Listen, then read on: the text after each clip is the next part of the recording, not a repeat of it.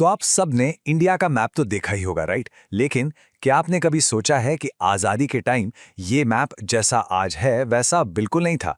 Actually it was completely different. आज हम उसी इनक्रेडिबल स्टोरी की बात करेंगे कि कैसे इतने सारे बिखरे हुए टुकड़ों को जोड़कर एक देश बनाया गया। चलिए शुरू करते हैं। अब जरा इस नंबर को देखिए, 565। पता है क्या है? ये कोई रैंडम नंबर नहीं है।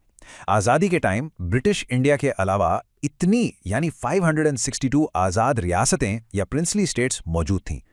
सोचो, हर स्टेट का अपना राजा, अपनी आर्मी, अपने अलग रूल्स, इन सबको एक साथ लाना, वेल ये उस वक्त का सबसे बड़ा चैलेंज था।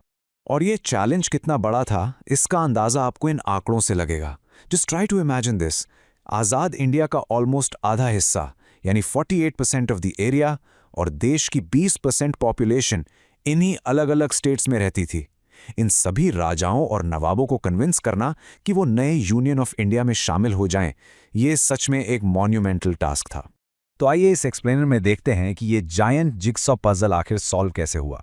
हम शुरू करेंगे द 562 स्टेट प्रॉब्लम से, फिर देखेंगे पटेल्स यूनिफिकेशन प्लान, उसके बाद हम उन 3 स्टेट्स की बात करेंगे, द 3 होल्ड आउट्स, फिर द फाइनल कॉलोनीज, और आखिर में हम देखेंगे कि कैसे बना अ न्यू इंडियन मैप। देखिए, आज़ादी के बाद इंडिया के सामने 2 सबसे बड़ी चुनौतियां थीं। एक, देश के लिए एक कॉन्स्टिट्यूशन बनाना, और दूसरी, इन 562 प्रिंसली स्टेट्स को एक करके एक यूनाइटेड इंडिया बनाना। You see, the British gave the states a choice, या तो इंडिया ज्वाइन करो, पाकिस्तान ज्वाइन करो, या आज़ाद रहो। एक भी गलत फैसला और इंडिया का मैप हमेशा के लिए टुकड़ों में बंट जाता। और इस मैसिव काम की जिम्मेदारी उठाई उस वक्त के होम मिनिस्टर सरदार वल्लभ भाई पटेल ने। उन्हें आर्किटेक्ट ऑफ यूनिटी भी कहा जाता है, और उनका अप्रोच इस प्रॉब्लम को लेकर बिल्कुल क्रिस्टल क्लियर और डिसाइसिव था। पटेल जी का plan, it was brilliant in its simplicity. इसे हम 3 सिंपल स्टेप्स में समझ सकते हैं।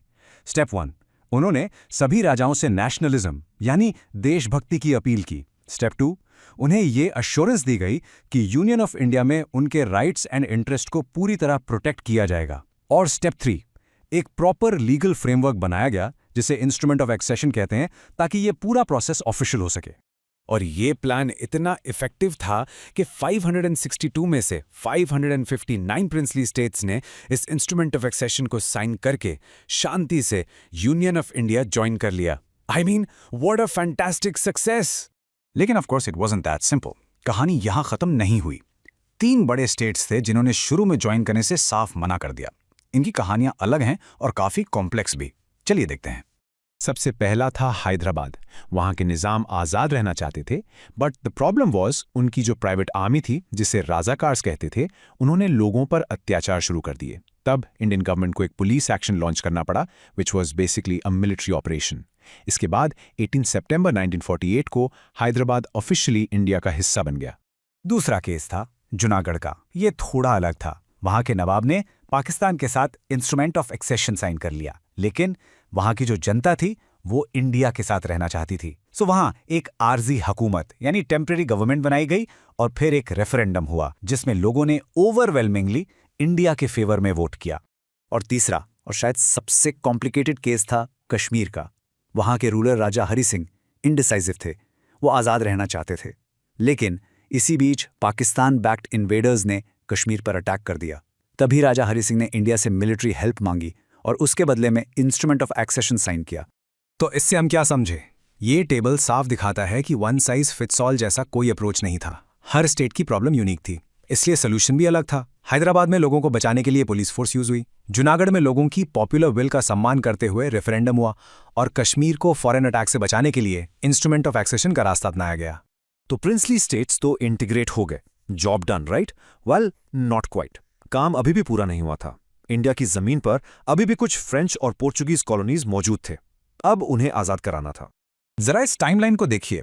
1948 में फ्रेंच कंट्रोल्ड पौंडीचेरी में लीव इंडिया का स्लोगन शुरू हुआ, और डिप्लोमेसी के जरिए 1954 तक फ्रेंच ने अपनी सारी कॉलोनीज पीसफुली इंडिया को हैंडओवर कर दी। लेकिन पोर्तुगीज गोवा, दमन और दीव छोड़ने को तैयार नहीं थे। इसलिए आखिरकार 1961 में ऑपरेशन विजय लॉन्च करना पड़ा, और 1962 तक ये इलाके भी आज़ाद होकर इंडिया का हिस्सा बन गए। तो इस तरह सरदार पटेल के विजन से शुरू होकर पॉलिटिकल विल और ज्यादातर नॉन वायलेंट मेथड्स के जरिए आज़ादी के कुछ ही सालों में इंडिया की पॉलिटिकल यूनिटी हासिल कर ली गई थी। एक नया एकजुट देश का नक्शा अब तैयार हो चुका था। उस वक्त के प्राइम मिनिस्टर जवाहरलाल नेहरू ने इस पूरे प्रोसेस की अहमियत को समझते हुए इसे the most notable merger in contemporary history कहा था, और ये सच में एक ऐतिहासिक, एक हिस्टोरिक अचीवमेंट थी। So what's the big tech away here? यानी कि एक बिखरा हुआ फ्रैगमेंटेड मैप जिसमें 562 अलग अलग रियासतें थीं, वो सिर्फ कुछ ही सालों में बदलकर एक सिंगल सॉवरेन नेशन बन गया। ये ट्रांसफॉर्मेशन ही इस स्टोरी का सबसे बड़ा हीरो है।